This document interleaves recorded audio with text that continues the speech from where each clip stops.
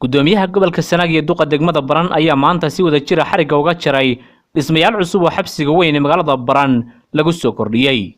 Dhismayaashan oo isugu jira qolol iyo suuliyo ayaa waxa dhisitaankooda iska kaashaday maamulka degmada Baran iyo hay'adda Somali Family Service. waxaana dhismayaashan dhisitaankooda fulinayay shirkadda Tusmo. xarig jarka dhismayaashan ayaa waxa ka soo qayb galay taliyaha ciidanka booliska ee gobolka Sanaag, taliyaha jeelka, madaxa hay'adda Somali Family Service iyo maamulka shirkadda Tusmo. sidoo kale waxaan u mahadcelinayaa kambaniga Tusmo oo shaqada tan runtii si fiican oo mug iyo miisaan loo qabatay. aan rajaynayaa maanta in hay'adii dhisaysay iyo maamulkii gobolka degmada iyo dhammaan la arkay wixii meesha ka qabsoomay sida loo qabtay.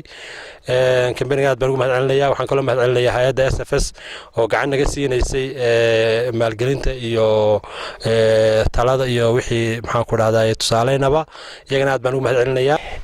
haddaan ka warbixiyo mashruucan wuxuu ahaa 3 qol iyo barked iyo 2 suuli. maasha Allah waxa ahaa teamka noo qabtayna uu ahaa aan ku dhisnay bil iyo 10 casho ay ku egtahay maanta si fiican oo noogu fulay alxamdulillah. aanu maanta u taaganahay inaanu ku wareejino hay'adii mashruuca filisay furayaashii iyo wixii oo dhanba. marka hadda waxaan rabaa inaan ku wareejiyo hay'adda SFS furayaashii si ay nooga jeegarayso wixii oo dhanba. aan hadda ku wareejiyo Cabdirashiid. maanta afriya anoo madaxii SFS oo hay'adan lacagta bixinaysana ay tahay Daykooniya uga wakiilayadana sidoo kale. marka xabsigan barnaamij ballaaran buu ka mid ahaa oo 2 sano socday oo dalka 6 gobol ka mid ah ka socday.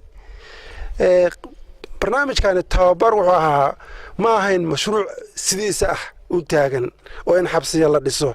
wuxuu ahaa mashruuc qayb ka ah tababaro oo dadka ka oo awareness ah degmada inay qorsheysan karto qorshayaasheedana fulin karto qayb ka mid ah buu ahaa.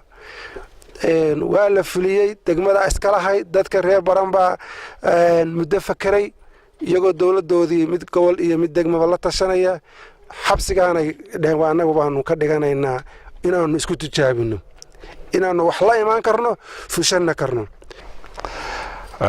waxa bogaadin iyo sharaf mudan hay'adda SFS iyo kambaniga dhisay gurigan aan maanta isugu nimi oo dah furayno furayaashiisa lagu wareejiyay oo xabsiga run ahaantii sharaf iyo bogaadin bay mudan yihiin. muddada yar oo degdeg ahayd ay ku dhiseen aad iyo aad baan uga mahadnaqaynaa. waxaan aad iyo aad ugu mahadcelinayaa gudoomiyaha gobolka degmada hay'adda SSF oo shaqada hawshan kambaniga ku wareejisay Tusmo oo dhaqan gelisay. kambaniga Tusmo hawshan inoo muuqata aad iyo aad wax uga qabtay muujiyeyna. annaguna ka asluub ahaan waxaanu ballan qaadaynaa haddaanu gobolka nahay asluubta guud haddaanu nahay hawsha loo idmaday meesha tan muuqata loo idmaday waajibka ay leedahay inaanu gudano. maanta runtii aad iyo aad waxaan ugu faraxsanahay shaqada ay qabteen shirkadda Tusmo oo runtii ah shirkad maaragtay injineero dhalinyaro ah oo maxaan ku raahdaa reer Sanaag ah oo guryaha aad aragteen quruxda badan inta badan magaalada Baran dhisay. inay shaqadan quruxda badan ee maanta qabteen aad iyo aad baan ugu faraxsanahay. waxaan uga mahadcelinayaa SFS oo iyaduna runtii nala qaadatay soo jeedintii bulshada iyo maamulka in mashruucii ahaa pilot projectiga ama tijaabada ahaa lagu dhiso jeelka ama xabsiga.